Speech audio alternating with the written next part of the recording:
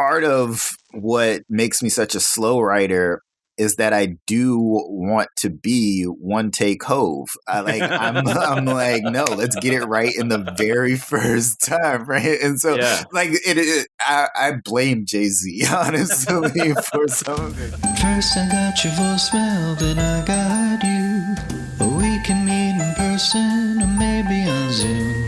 So tell me what's your genre, tell me what do you do? I'd like to know the things that specifically make you you. Hey, I'm Tim Barnes. You are the genre, and in each episode of this show, I ask someone about the first genres that inspired them, the first crafts that they pursued, and how they feel about those first pursuits now. This episode, I'm talking to writer Mychal Denzel Smith. He's the author of the New York Times bestseller Invisible Man Got the Whole World Watching and Stakes is High, and winner of the 2020 Kirkus Prize for Nonfiction.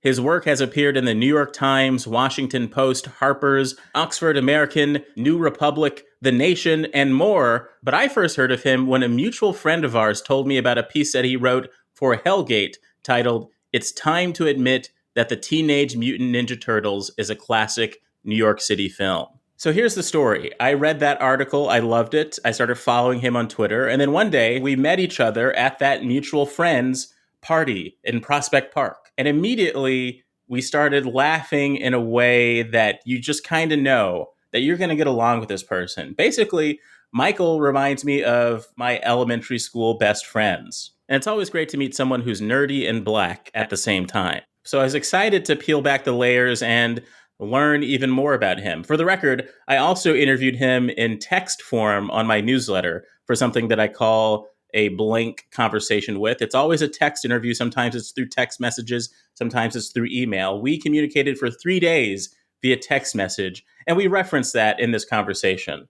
The only way for me to make a show like this work is to record a bunch of interviews in advance. So this conversation, I think, was, a couple of months ago. But I try to fit things into a nice rotation and make sure that all the conversations flow well. And personally, I kind of like the distance between when the conversation was actually recorded and when I sit down to edit it. Because then it's fresh again. I learned so many things while editing these conversations. And this is one of the great ones for the podcast. So please enjoy this conversation with Mychal Denzel Smith. Personally, I'm jealous of the fact that you have been on C-SPAN. That was a weird one. Well, it's all C-SPAN things are weird, but they're a glimpse into, like a casual glimpse into the educated world. Does that make any sense? Yeah, I think like when I was in high school and became like politicized, it was like 9/11 and Iraq War. And it's like, how do I become a serious thinker and stuff? Yeah. It's like, turn to C-SPAN. I had that same thing, and now I don't even know how to get to it. I think I just have to I have to type cspan.org and watch a live stream. Exactly. So that's planted in the plethora of things that has me concerned about the future. Is that there's no casual entrance to C-SPAN anymore. No, I would not know how to get to it. I'm like, because I get live TV through Hulu. Is that a channel that I can turn to? Yeah. Is it? Know. It should be. It should be, right? Like it should be on every streaming service, honestly. Right, because like the idea is that you can tune into Congress at times and see what they're actually doing, and then there's like all of the different book stuff and like these serious conversations happening, and it's like, oh yeah, this is the intellectual heartbeat of the country, right? Like in some way, you should be able to tune into that at any moment, but I have no idea how to do it. Should be accessible after your Tubi movie. Should be accessible after. Absolutely. Yeah, so I'm amazed sometimes, and I think I've said this to you before, that you're just someone who we've played dominoes together. We've we met through a set of circumstances, like friends of friends kind of thing. And I forget, like, oh my goodness, Mychal is a well-known writer. He's written New York Times best-selling books. Again, he's been on C-SPAN. He's been on The Daily Show. He's been on Democracy Now! It feels like you've achieved that goal when you started tuning into C-SPAN of how do I become this person? How do I educate myself? How do I become this level of a thinker? And now you're there. Have you reached a point where you feel satisfied to a certain degree of that? Like, I forget. Like, you're saying that, like, oh, you've done. I'm like, oh yeah, I have. And the thing about that is, like, the problem is achieving those things. You start to see more things. Oh yeah. Right? Like Chris Hayes in his first book about meritocracy sort of talks about this myth of meritocracy, Twilight of the Elites, and he talks about the big Davos conference, right? Like basically the Illuminati meeting at Davos, right?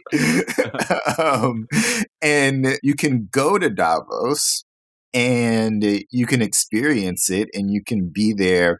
But once you get there, you recognize that, like, there's a VIP level, that there's inner circles to this inner circle.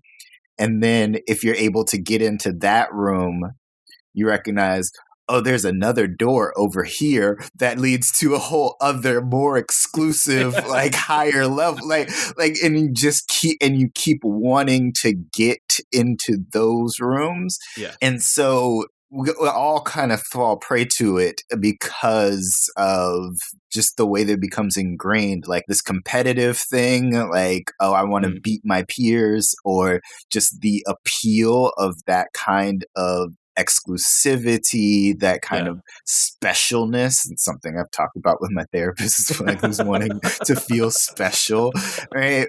And so I can hear my accomplishments and just be like, yeah, but I haven't done this. I haven't done this.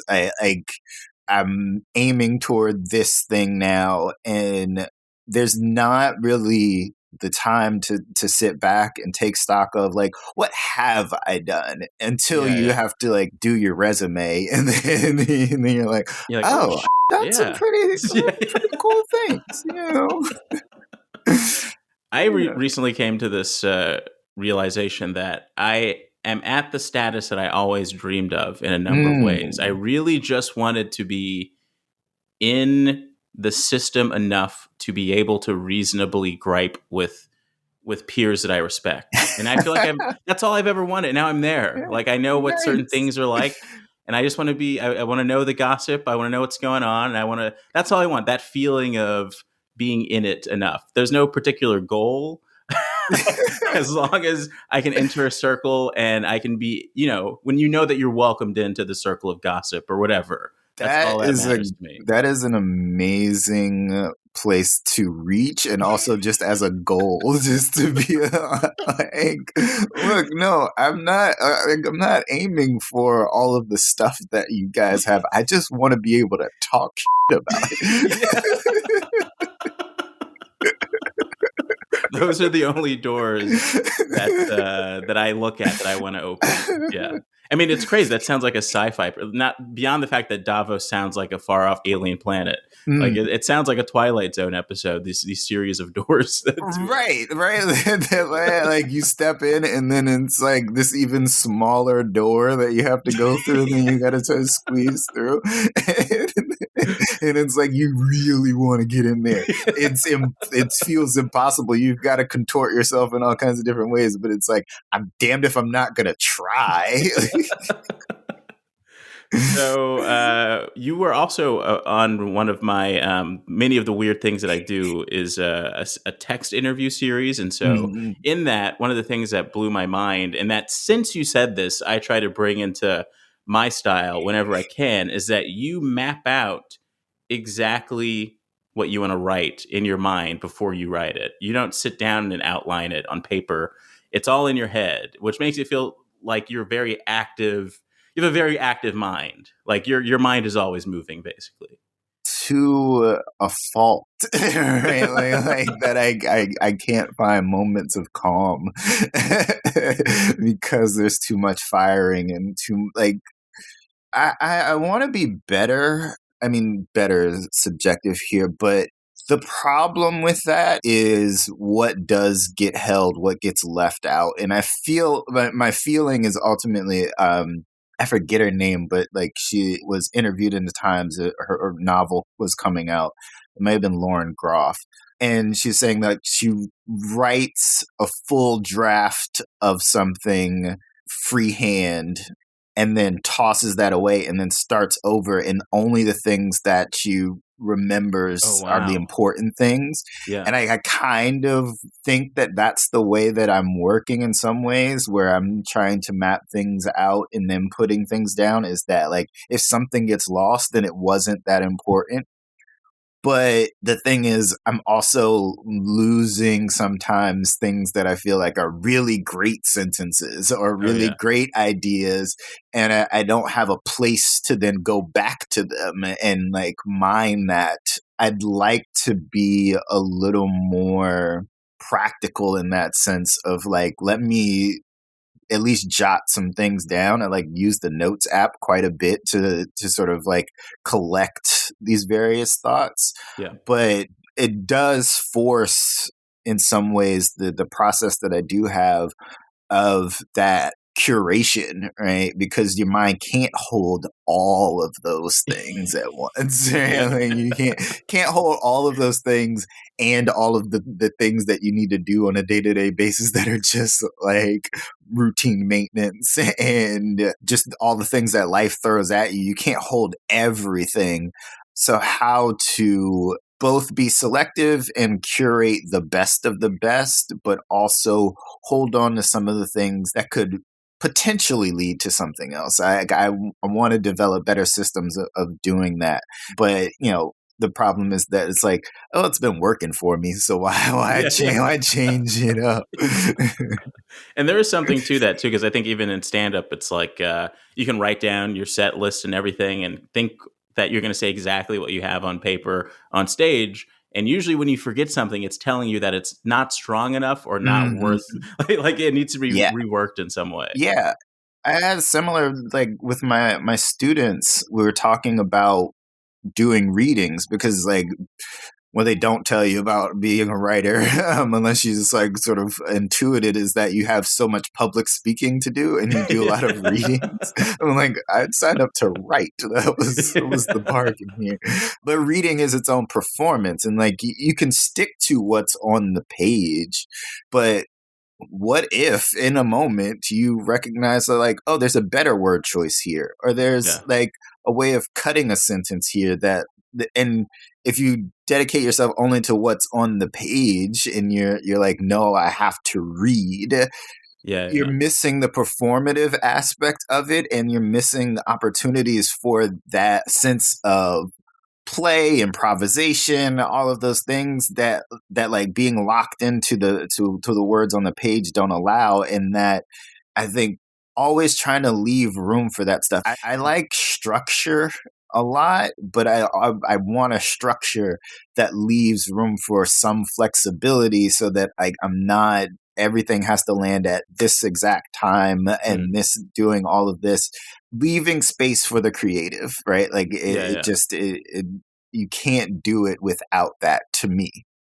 How often when you're reading your published work do you feel the urge to switch up a word? Like you're reading something that was published a year ago and suddenly you're like, you know, Mychal now wants to use this word to get this across. Yeah, I came across, like with my first book, I came across that like a number of times, right? Like, cause I'd read it one time through exactly how it was on the page, and then the next time around and be like, no, but this actually works better this way. And it's like, this is the book, right? Like this is like when people purchase this and they go read it, like they're going to have a completely different experience than when I read it, because like I'm changing things up on the fly. But it's that's the thing. It's like honoring that they are two different things. Like the experience of my performance of it is different from the experience of you reading it. And that's going to be the same whether or not the words I say are the same. Like my reading of it, my affect, my stressing, like all of the different things are going to be different than the reader's experience of what they take away. And so allowing that that's going to be the case, I'm not going to then be so strict about like I must deliver exactly what's on the page.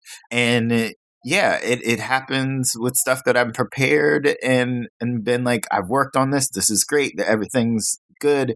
And it's specifically for a reading, and then get into the reading and it's completely different because writing is revision. That's the thing. It's like, I think a lot of people want that initial burst. And this is maybe I'm just speaking for myself and sort of projecting out, but part of what makes me such a slow writer is that I do want to be one take Hove. I'm like, no, let's get it right in the very first time, right? And so, like, I blame Jay-Z honestly for some of this because there was that era where he would talk about like his process, right?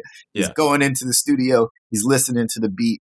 You can see it in the Fade to Black documentary, right? Like he's bobbing his head, and he's like coming up with everything, and then he goes into the booth, and then it's one take, and he's done. It's over. He's nailed it in one shot, and you're like, oh yeah, if I just come up with all of it here and then put it down, it's completely good. But the thing about it is, like, no matter how good of a first draft you have, there is a better version of it if you allow yourself the space to like go back, look, and revise. So that constant revision, even as something is published, and there is some sense of finality to that, like there still isn't because I can perform it differently. I have a feeling revision is going to be the theme of this interview. Let's see how that. But you are a serious writer. You write about topics of race, masculinity, but you also have written pieces about the Teenage Mutant Ninja Turtles. So yes, you have that's my crown jewel. It seems like you are held within a certain literary genre. Would you say that, or at least when people look at your website, look at your work, what do you think that genre is, and are you happy with that? Am I happy with it? I don't like. I think because of the way that I came up professionally, what people have been looking to me for has been some sense of like politics that revolve around the idea of race. And that has to do not just with my own choices, but the dictates of the marketplace, right? Like if you are black and want to write publicly, you might have to talk about race, and a sense of like pigeonholing in some ways that you as a black writer are going to be most interested in these things. And I just happen to be most interested in these topics. And that's sort of people's understanding of what I do. And, there's, like you mentioned, there are things that I'm sort of wrestling with within that context, like ideas of masculinity. They do still relate to ideas of race, ideas of class and class structure and class oppression, still tied to some sense of like race and racism and white supremacy, all of that being linked to one another. It's not that I'm unhappy with people thinking of that being sort of my wheelhouse. Where I get frustrated sometimes is when people are reaching out to me with projects that they have in mind, then they're never thinking that I'd be interested in doing something that doesn't have to do with those things. So it's like limiting in sort of people in like the establishments, like in these institutions, perception of me and what things I'd be good for, when I'm like, I can do a number of things, like, and I can bring my, so like, I think the thing about it is that I get thought of with respect to some sense of political racial analysis, and then not thought of as a stylist, right? That like I actually put work into the craft and the prose, and that I can bring that to bear on a number of different topics. And that is the frustrating part. And so trying to adjust that perception, or simply to make myself publicly understood as a literary figure that is capable of delivering all of that analysis, but bringing it to bear in a stylish way, that then means that I can do other things.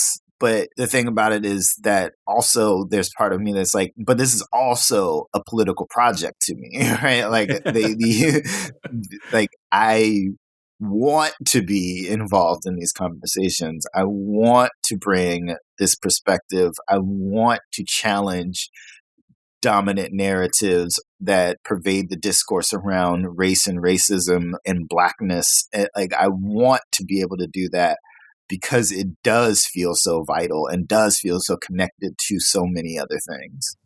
What was the first genre that called out to you as a kid? Mystery. Yeah, absolutely. And I genuinely thought that I came to it all on my own, in that in fourth grade, I believe it was either third or fourth grade, they had these like reading programs and like the reading challenges, and you could go to the library and there's a little dot on the side of the book, and it like told you what reading level it was, and you read the book, and then you go to the computer, and then there's a little quiz, and you do the quiz and you gain points, and you like, it was this whole encouraging kids to read. It sounds like the door within door thing. Yeah, exactly. But there's like prizes that you win for like reaching certain levels or whatever. And it assesses you and tells you what level of book you should be reading, if this was just too easy for you to understand, blah, blah, blah.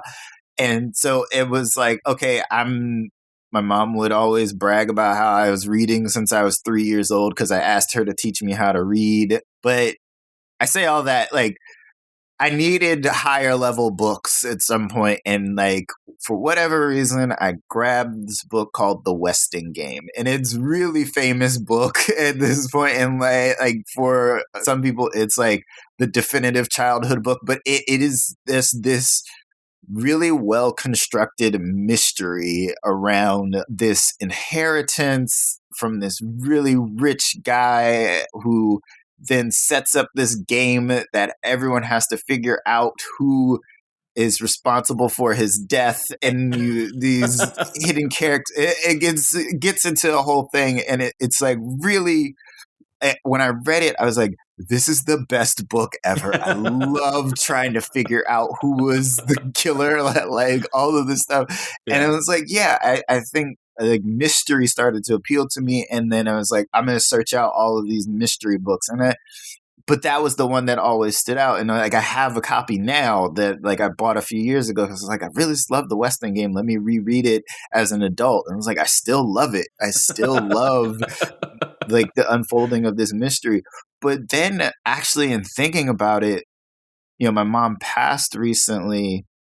And when we were there, as she was doing in-home hospice, what we were doing is trying to make her as comfortable as possible, give her all the things that, like, to the extent that she can enjoy them. Like, she wasn't really eating at that point. But, you know, the TV was just on all of her favorite shows, everything that she would watch in her leisure time. And going through it, just realizing like, oh, my mom really, that's where I get it from. Is my mom like these like mysteries, and even like stuff that's you recognize that like a procedural, all of your long-standing procedurals are just mysteries, right? Yeah, like yeah. you're just trying to figure out who did the thing, or like how do you find how do you find the killer? How do you find the robber? Like all of this stuff. And she really loved when I was growing up, and in part like we watched a lot of this because when we lived in my dad was in the Navy.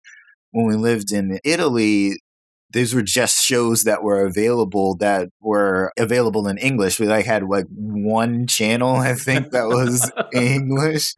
My mom carried it over from her childhood in some ways. Perry Mason. Oh, Perry yeah. Mason was an absolute favorite. Matlock, Murder, Yep. She Wrote. Yep. It's these hour-long like mysteries in And which they're all so good. they're so I have good. that. Yeah, my grandpa who recently passed away. That's Yeah.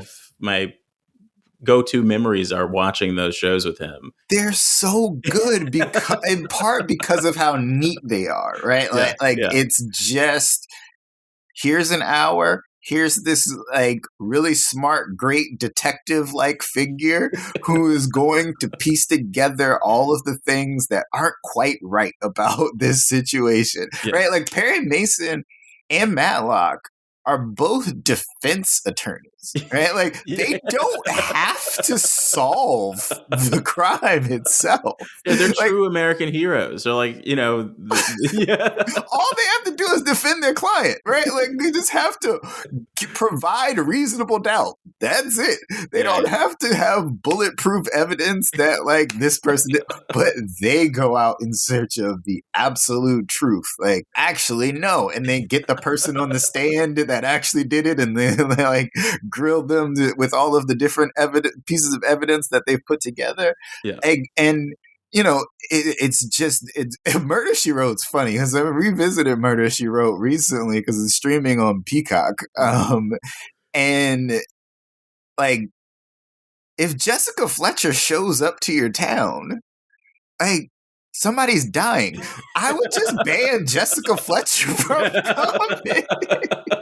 Yeah, Jessica Fletcher is the angel of death.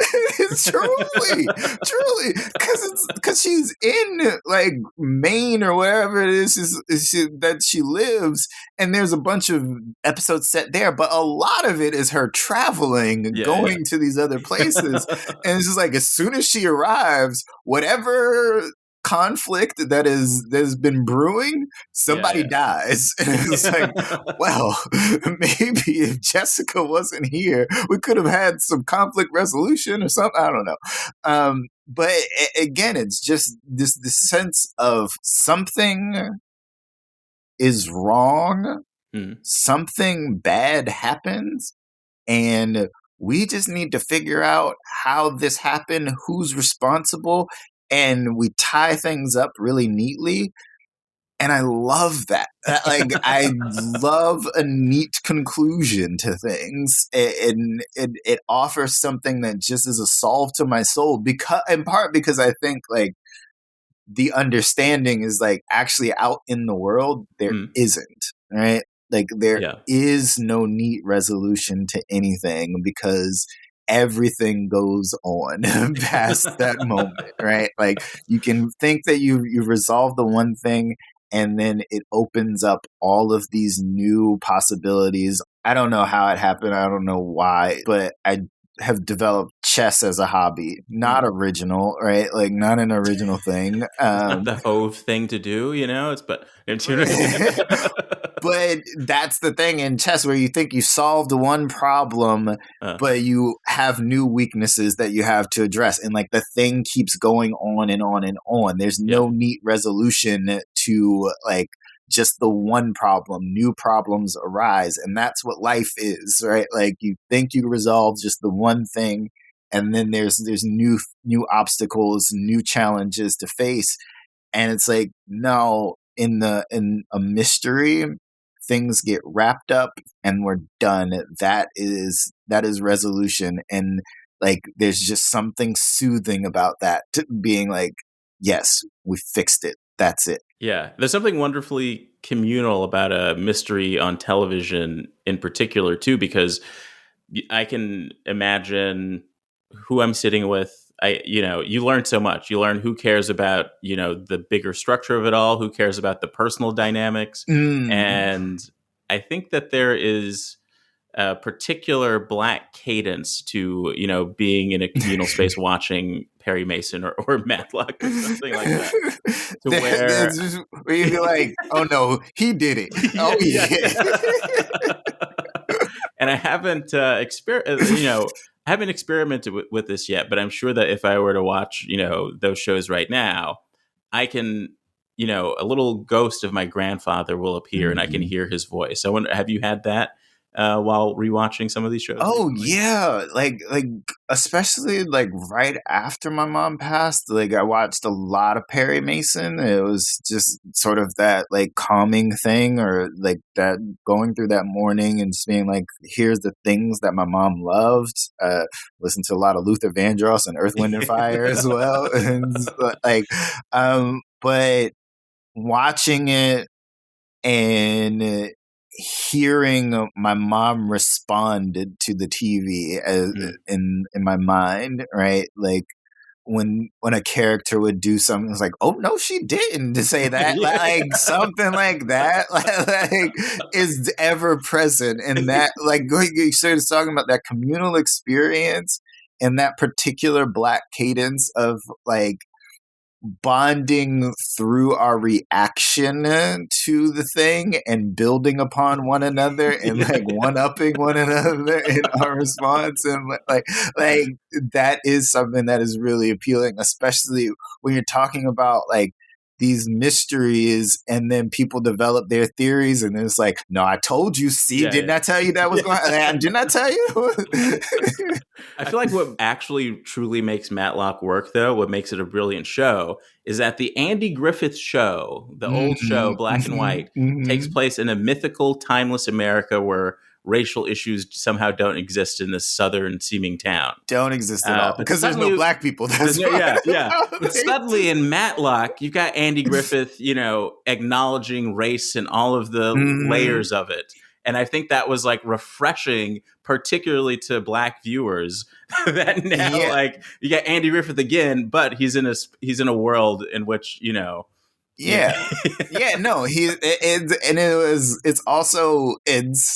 there's something sort of appealing to the Matlock character being this deeply Southern fried gentleman, right?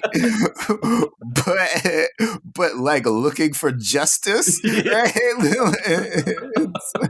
And there's something that's maybe like slightly problematic in that presentation where it's like redemptive for the Southern white gentleman, but there's something that like for Black viewers it's being like, there could be a good old boy that just like actually hypothetically, he's kind of like the magical, the white magical Negro in a way.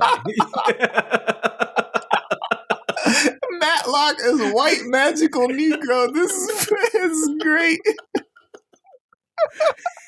Do you see a connection between your love of mystery and the construction of it? Because the key to a mystery is that generally you have to know how it's going to end so that all the pieces come into play to build up to that. I think some writers surprise themselves along the way and then have to backtrack to make sure all the pieces are into play. But your love of that and the mechanics of that, I mean, when you read that book as a kid, did you kind of backtrack and try and like see how this was constructed strategically to build up to the ending? Or yeah, I mean, that's part of what happens in the book. It's like what you have to piece together, like spoilers for anybody that hasn't read the West End Game. And I'm also not going to nail it exactly because I don't have it memorized. But like part of what happens is like there's the 4 characters in there that have the last names that end up being just the directions on a compass. And you have to piece together that like, oh, this is all the same person. And he's actually the person that supposedly had died. And he's the million. Oh, yeah. Like putting those little things together and like making it so that it's not noticeable until you notice it. right? And Yeah. once you do, and everything's coming together, and like, I love in my writing being able to put in little things that are like connective tissue that until I make the reveal, you weren't even thinking about, right? Yeah. And that appeals to me because I love that moment that you get where you're like, oh, you were doing this and you put this thing. Yeah. Oh, okay, yeah. It was like one of those other things. Like, I see you. Yeah. Right? Like, it's interesting, like that kind of structure exists across mediums too, because that's mm-hmm. sort of, you could say that's similar to a callback in a stand-up set. Yeah. And then musically too, I have no specific example, but when a riff comes back at the right moment, you can get kind of ecstatic about it. Yeah. Yeah. Yeah. Because you didn't Absolutely. expect it, Yeah. Absolutely. Like, I think providing those moments that allow someone either like they've put it together and they get the satisfaction of having known, Mm. and like that good feeling of being like, yeah, I figured it out, Yeah. right? Like, or that moment of revelation that comes out of nowhere that like provides this sense of like, oh, I got to go back and Yeah. like put it together myself now, so that I'm understanding and being like, what was so good about that, what was so satisfying about that moment. Like, I think those are the sort of like craft things that get lost when people think I only talk about race. Yeah, people open the book and all they see is the word race. Again. They're like, oh yeah, I read the book. Don't scroll away. You Are the Genre will be right back after the break. You Are the Genre is an independently produced podcast. I do it all on my own for the love of the game and just having an excuse to talk to cool people. If you happen to be enjoying the show, please give it a nice rating and review wherever you're listening. It goes a long way, and I really appreciate it. There's also a way to keep updated. There's a newsletter component to the podcast.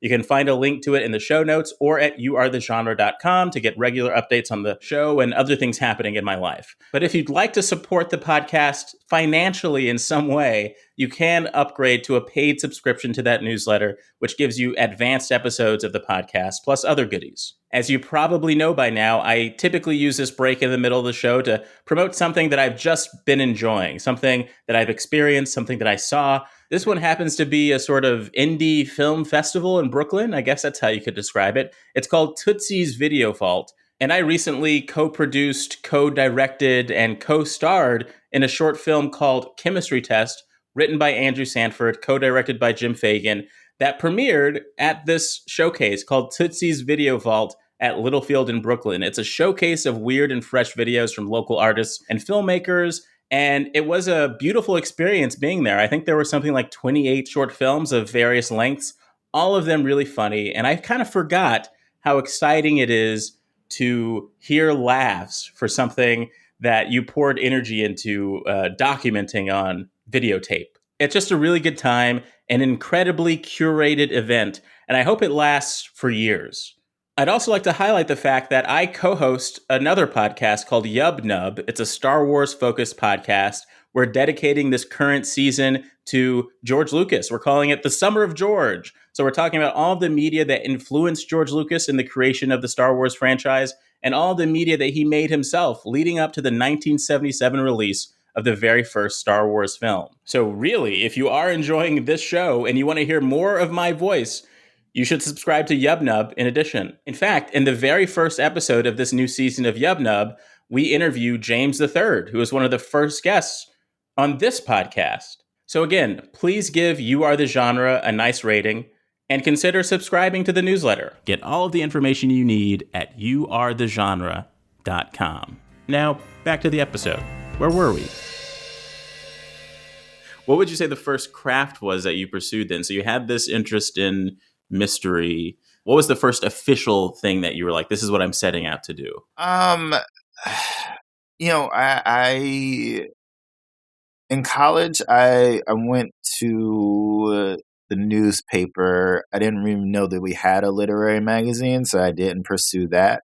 I was like, I want to write, and there's the newspaper. I'll do that. And I was doing opinion pieces, and eventually became like editor-in-chief of my school paper in my senior year, and just like still writing editorials essentially during that time. And that sort of carried over into like where my career path actually took me. But at the same time, I was developing an interest in film, and I had a major like depressive episode my senior year into the summer after when I was supposed to graduate. And that summer I spent watching lots of movies because I didn't sleep, and then trying my hand at writing screenplay. And I truly thought that that was something that I was going to pursue. Part, it was just sort of like, oh, this is a thing that actually is just keeping me alive right now, right? Through that. But I also thought like, oh, I do love the idea of imagining things, imagining characters, imagining situations, putting them together, seeing, understanding like motivations, expressing a bunch of the ideas that I was most interested in through that medium was very appealing. Now, I can obviously like go back and look at these few screenplays that I wrote as like a 21-year-old, and it's like they suck, right? But I thought that that was where I was going to go, or that I wanted to go, until a pathway just sort of opened up to do the thing that I had done in school and write opinion pieces, and then branch out and be able to do longer form essays and lots of different other forms of nonfiction writing. But it's something that like I still toy with. Like, was it last year or the year before? Like, I downloaded the screenwriting software and it's like, let me just tinker with some of the ideas that keep coming to me. I haven't sat down to write mystery, which I think would sort of excite my brain in new ways that I haven't yet challenged myself. But I think what mystery has sort of offered me in the writing that I do is what we were talking about before. It's like, I want resolution, right? And I'm always aimed at that. And I know that the issues that I'm tackling are always more complicated than my understanding or what I can present. But I do like the idea of like a real solid takeaway, right? Like something that takes into consideration all of those nuances, takes into consideration the complications, but still gives you a North Star that you're pointing to. What was the genre or general vibe of those screenplays that you wrote? Oh, see, that's where it's like, man, I needed a lot more educating about the world and a lot more. Wait, what are you building up to right now? Because these screenplays are going to get me canceled. Because what I thought I was doing was being Woody Allen. Oh my goodness. Okay. Yeah. All right. This is crazy. I was exactly the same way. Yeah. And I have had to, in retrospect, really unpack why I liked Woody Allen so much. And it really was, you know how I mentioned earlier that my goal was to just be in the industry enough to be able to just like, it's exactly the Alvy Singer character in Annie Hall. And I used to love, you know, it's like we just started watching, me and I haven't mentioned her on the podcast, my spouse. We just started watching Atlanta, and that is so refreshing to me because it's like, oh, I finally am seeing this sort of like black racial anxiety expressed. But for a while, I felt like I could only see it in like Jewish comedians, that specific racial comedic anxiety. Mm-hmm. And the Alvy Singer character in Annie Hall, that scene where, Annie's grandma sees him as like a Hasidic Jew for one shot, all of a sudden that sort of class was an issue. Mm-hmm. And it feels like he graduated like into a 1% type thing in his work. Yeah. Yeah. So yeah, but I think also similar to that, every Black rapper, every Black person has an affinity to Larry David for some reason too. It's because that expression of the neuroses that you have that feels like you can't act like for a Black person, it's dangerous to express. Right, but it's felt. And then you can see this like, no, that's exactly what's going on for me. But if I do that, like, there's gonna be problems.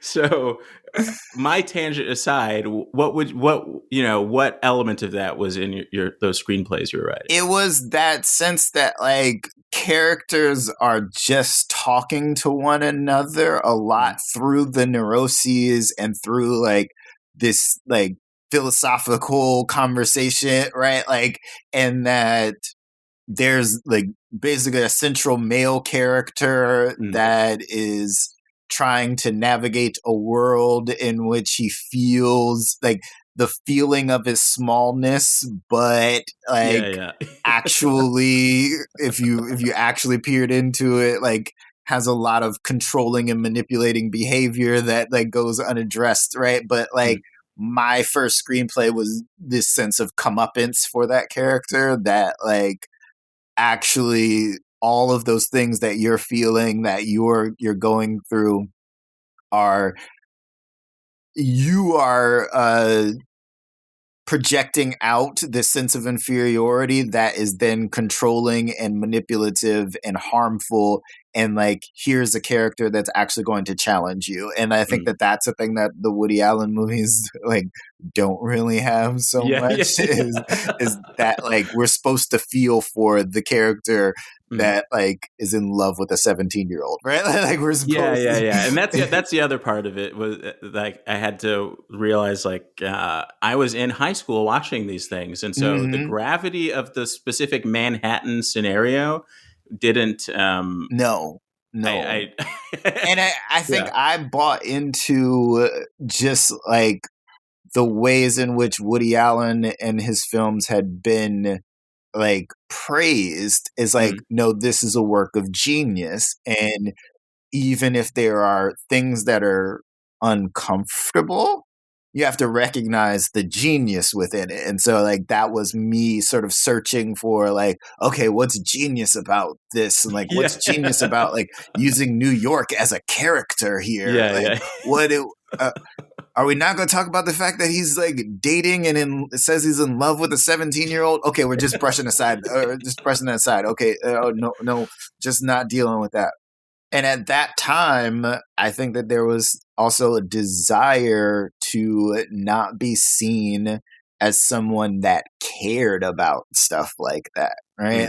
That like, I think we lived through that era of comedy, especially like with respect to like racial things, and that like, no, if I don't care, that positions me as someone like dispassionate and cool and all of that. Like, oh no, yeah, we'll let Bill Maher say the N-word in my presence. Like, yeah, of course, because like I don't care. Like, I'm past that.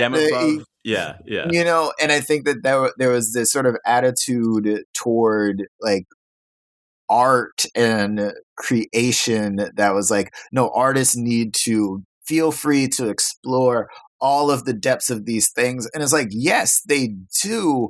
But like, what was Woody Allen actually asking of us? What was he trying to what was he trying to convince us was okay?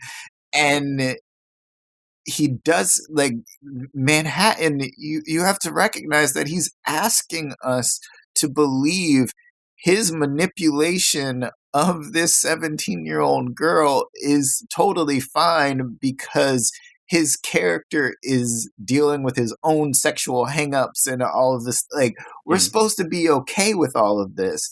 And I think my relationship to it at the time was like, it's uncomfortable, but how to emulate that because everyone says it's genius. And I think there's also a subtle hope, like even in the work of Louis C.K., you hope that you're watching this comedian dabble in moral gray areas because he is at heart. Same with, I mean, I don't think that Bill Cosby's comedy dabbled in moral gray areas, but you hope that this is an actual moral person dabbling in it. And right. Once you lose that conceit that this isn't an actual moral person exploring, morality as a major theme, then everything is lost, and completely you've broken the social contract completely of our lost. engagement. Absolutely. And there's just a realization that like this person is sort of trying to excise their own demons, but like do so in a way in which they manipulate an audience into believing that their demons are just a complicating factor of who they are as a human being, and that like we're supposed to see that moral person at the center that just has these like hang-ups. And it's like, well, your hang-ups are damaging, right? Like your hang-ups are harmful, and you're not really trying to like address them as such. You're trying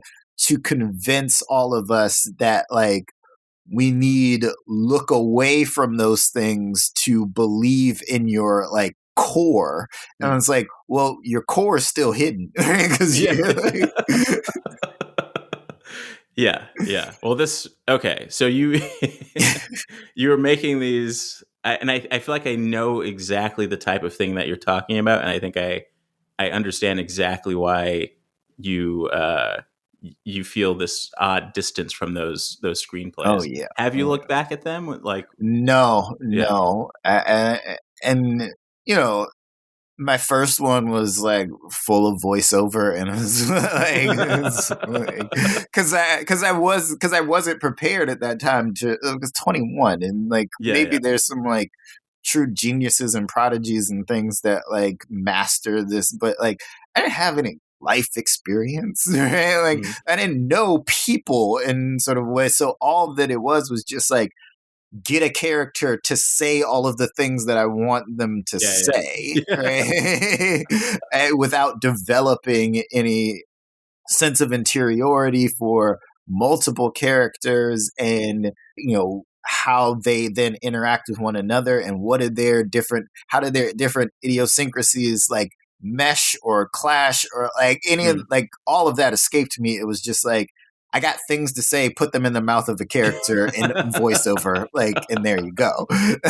So I know that they're terrible, and I don't have any interest in them beyond sort of like them being a part of the story that I tell of myself now, in my like sense of like the ways in which I survived this like breakdown, and any attempt that I'd make in the future of writing film or anything like that, the difference would be so stark that it's like it's not even worth like being like, well, what was there? It's like, no, it doesn't matter.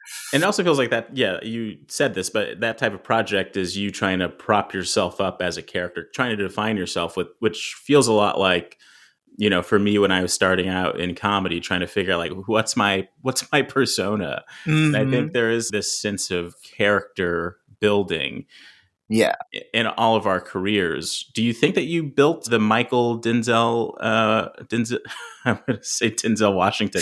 Can we talk about the Denzel? Literally, it's like the first few times that I went on Democracy Now!, I think Amy Goodman did say Mychal Denzel Washington.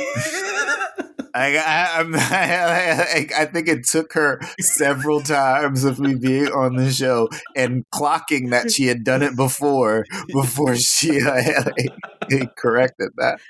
Are you specifically in a way named after Denzel Washington? Okay. No, I was born in '86, and this is before Denzel was like Denzel. Like he was on what's that show? I think it's like St. Elmo's or some medical drama on TV, but like he wasn't the major star that we know Denzel Washington to be now. And I'd asked my mom about it because the story that I'd always been given was that my dad chose my first name and spelled Mychal, and he took that from the basketball player Mychal Thompson. He just liked the way that it was different from the traditional Michael spelling, and that my mom chose my middle name, and she just she didn't attribute it to Denzel Washington. She just was like, I just like Denzel, like just as a name. I was like, okay, there you go. And I feel like I heard him say somewhere that, his birth name is pronounced Denzel. Denzel became. Is that similar for you, or you are truly? I'm a Denzel, and I can tell you from the number of times that my mother invoked my middle name to let me know the seriousness of what was going on, like how much trouble I was in. Like it was, it starts as Mychal. If you reach full name, like there's just full anger, like you're not escaping that. Mychal Denzel Smith. And it's like you know you're in trouble. Yeah. If it was Denzel, then it was like, look, I'm serious right now. There aren't any options on the table, but I'm not like super angry. Got it. Mychal Denzel was like a weird gray space where I didn't know what was coming. Okay. And what about if she ever pronounced the CH? Mychal?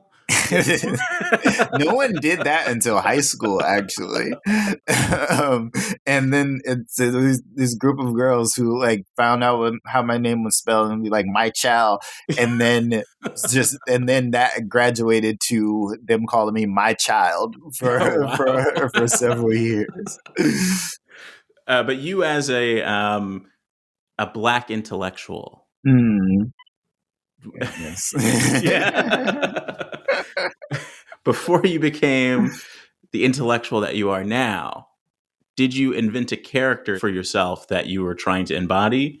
Not before. And I don't even now, it's not that like there's a character. Like I've talked about with my students, it's like on the page, you are the persona that you need in order to tell the story effectively. And that taps into a multitude of selves. And then you're never just there isn't just one self, right? Like there in Leslie Jameson sort of talked about this before and teaches a class around this where it's like, no, like there's sometimes that like who you are in relation to the story that you're attempting to tell is like a mourning person, a scared person, like a jubilant person, like you. And in order to effectively get across the emotions that are at the core of the story, like you need to adopt that persona because, like, how else are you asking an audience to engage if you are dispassionate to the point of being the omnipotent sort of narrator, right? Like that's one position to take, and if it's effective for the type of story that you're telling, like you can do that. But to bring someone in to ask them to relate to you as narrator and to see themselves in what you're experiencing and to deeply feel all of the emotions, you have to adopt the persona that's going to relay all of those emotions and also get the reader to accept them as their own. And so it's not for me being like, I am this person publicly. I'm asking what is necessary for each of these different performances that I'm doing. I don't love that it's all performance, right? Like because there's a part of me that feels like how inauthentic that is, even as it's drawn from like myself. But there's this just the sense of like, well, how else to do it? How am I going to show up as my full self everywhere that I go, how does one even manage that? How do you do that? Like, there's never an instance in which some part of you is not like held back in some way, and so and another part played up. Like, that's just the nature of it. That initial love of mystery, how does that play out in your work now? Do you see the connective tissue?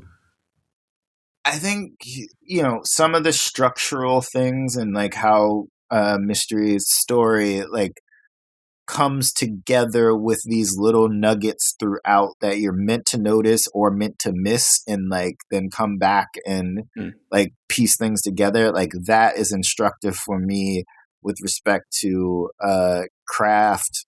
There's, like I said, that sort of sense of neat resolution that I'm always searching for, that like there is an answer, even though I know that there's something false in that.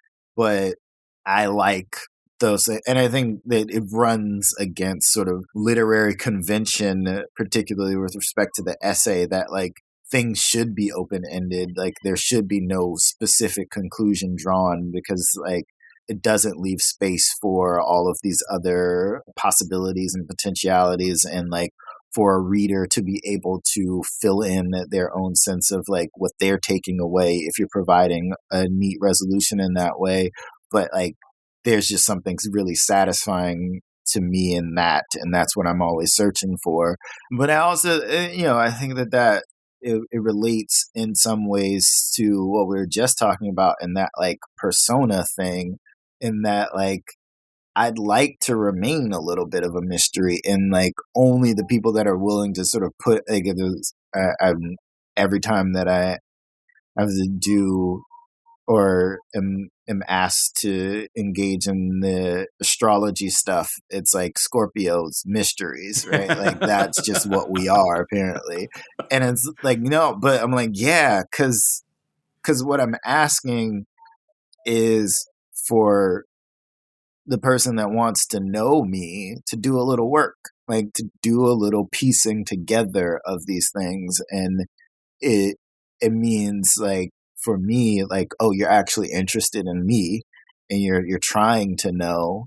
And for me, there's like some sense of protection that like, if I give all of myself to everybody and I'm vulnerable with everybody, it feels very precarious that like anyone can like break my heart essentially at any moment.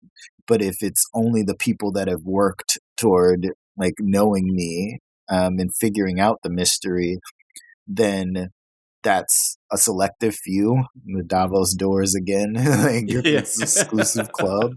And it also means that these are people that care deeply. And my belief is that like, if you care that deeply, then you would never try to hurt me. So it feels like there's some line to be drawn between Ninja Turtles in that regard in some ways. It also seems like if you were in a reality show, you know how there's always that soundbite, like, I'm Tim Barnes and blah, blah, blah. Yours is, I'm Mychal Denzel Smith and I'm unknowable until I'm known. Yeah, exactly. That's my tagline. That's my Real Housewives tagline. By the way, I always have this fantasy of being in one of those shows and just being the one who's just like always in a corner reading a book or something. Like, I wish there was one of those shows about a group of boring people. That's a C-SPAN effect. That is C-SPAN. That is what it is. That's all it is. So now we're gonna go get brunch. We're gonna go get brunch and just talk and laugh and then part ways. That's all we're going to do. Or like the little like side arguments about something so minuscule. Yeah, I've watched these shows and I'm like, I feel like I'm just like, what if there were one like rational person in the mix, right? Like, that wasn't really connected to it, but just was there to be like, hey, you're not making any sense right now. Right? Like, the thing that you say isn't connected to this other thing that you were saying, and like it also contradicts the thing that you said before. And like, here's the evidence. Like if there was just one person that could do all of that for everybody, and then I'll just be like, Well, that just means that we can't argue.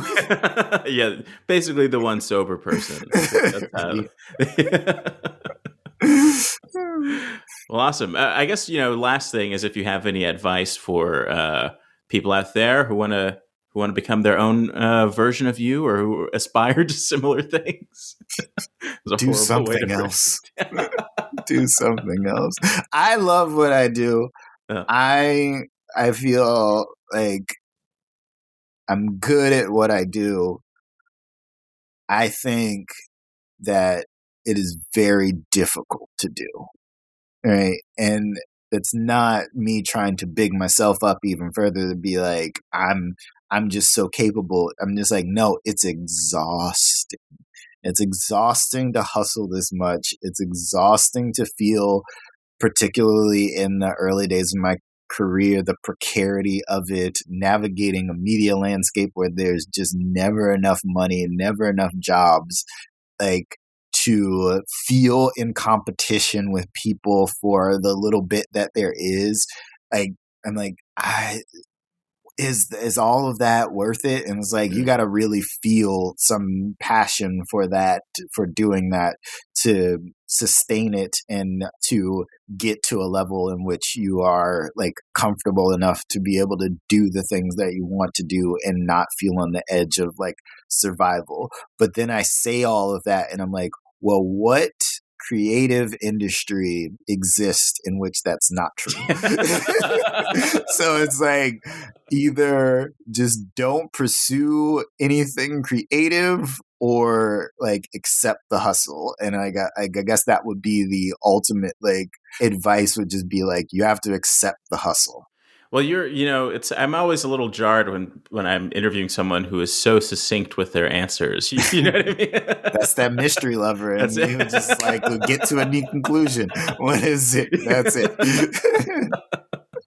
But this has been great. And I feel like I have to find another reason to get you back on the show. Would love to. Absolutely. Big thanks to Mychal Denzel Smith for stopping by the show. Get more information about him at mychaldenzelsmith.com. Freddie Nunez created and sings the You Are the Genre theme song, and Adam Smith produced it. Next episode, I haven't figured out who I'm going to edit to be the next episode just yet. But you can listen to it a week ahead of the normies by subscribing to my newsletter. This is Tim Barnes signing off with your weekly reminder that you are the genre. First I got your voicemail, then I got you. We can meet in person or maybe on Zoom. So tell me what's your genre, tell me what do you do. I'd like to know the things that specifically make you